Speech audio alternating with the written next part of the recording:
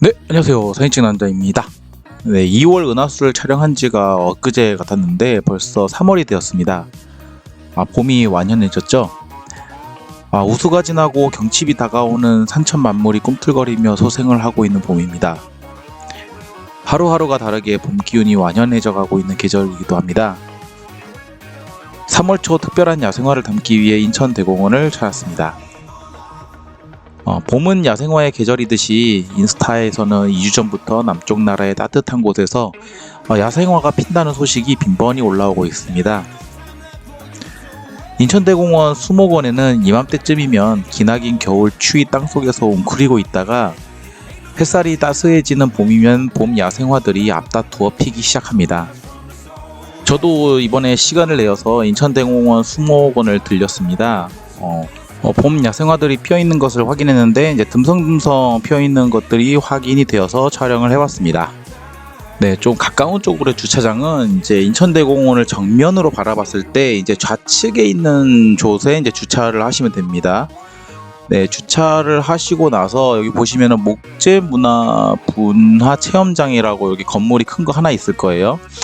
네, 이쪽으로 이렇게 해서 바로 그 건물 우측에 있는 요곳이 입구입니다. 수목원 입구이고요. 수목원 입구에서 살짝 걸어가신 다음에 나무 데크로 된 곳 이제 오르막길을 쭉 걸어서 올라가시고 다시 좌측으로 걸어서 이제 보시면은 침엽수원이라고 보이시죠? 화렵수원이랑 화렵수원이가 침엽수원이 보이는데 여기 침엽수원 쪽이 이제 야생화 포인트입니다. 네, 이제 확대한 사진인데요. 여기 보시면 이제 네이버 지도 기준이에요. 네이버 지도 기준으로 해서 여기 침엽수련 여기 앞에 있는 여기 바로 앞에 있는 이 곳이 야생화가 피어 있는 장소입니다.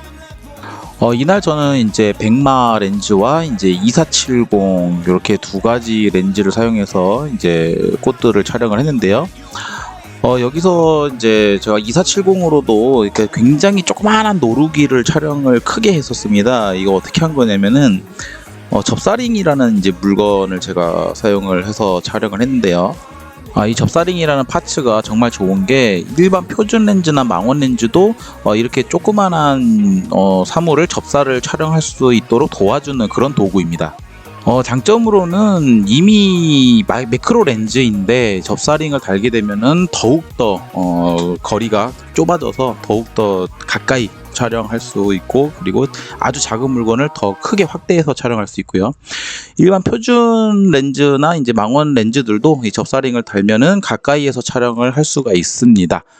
단점이라고는 하면은 이제 무한대 촬영이 불가하다는 점, 그 점 기억을 하시면 될 것 같습니다. 사진에 지금 보는 꽃은 이제 노루기라는 꽃입니다. 이 노루기라는 꽃은 정말 손톱보다 작은 꽃이거든요. 그런데 이 꽃에 촬영하는 포인트는 이제 여기 보이시면 줄기에 털이 보이시죠? 이제 털을 이제 굉장히 돋보이게 촬영하는 방법을 많이 사용을 합니다. 노루기의 이 줄기의 털을 표현을 제대로 하려면은 보통 역광으로 많이 촬영을 하는데요. 아침 햇살이나 이제 살짝 중천이 되기 전에 이제 햇빛을 바로 앞에 역광으로 해서 촬영을 하면 이 줄기가 정확하게 표현이 되는데 만약에 이게 대낮이라던가 아니면은 살짝 저녁이라던가 그때 이제 만약에 촬영을 하게 되면 이제 이 줄기에 있는 털을 표현을 할 수가 없습니다. 그때는 이제 조명 또는 라이트 지속광이나 아니면 이제 순간광으로 해가지고 이 털을 표현을 제대로 하면서 촬영을 해야 되는데 저 같은 경우에는 이제 이렇게 지속광으로 이렇게 역으로 빛을 투과시켜서 이제 줄기에 있는 털을 자세하게 표현을 할 수 있게끔 촬영을 했습니다. 네, 이 사진들은 이제 대낮에 촬영한 사진이라서 그런지 이제 줄기에 있는 털이 그렇게 극대화되진 않았습니다. 저 같은 경우는 만약에 이런 상황일 때 렌즈에다 ND 필터를 껴가지고 약간 좀 광량을 확 죽여서 약간 저녁 같은 상황을 만든 다음에 백에서 다시 이제 백라이트를 쳐가지고 동조기를 끼고요. 그리고 순간광으로 해가지고 털에 대한 표현을 확연하게 나타나게 해서 촬영하는 방법을 사용합니다.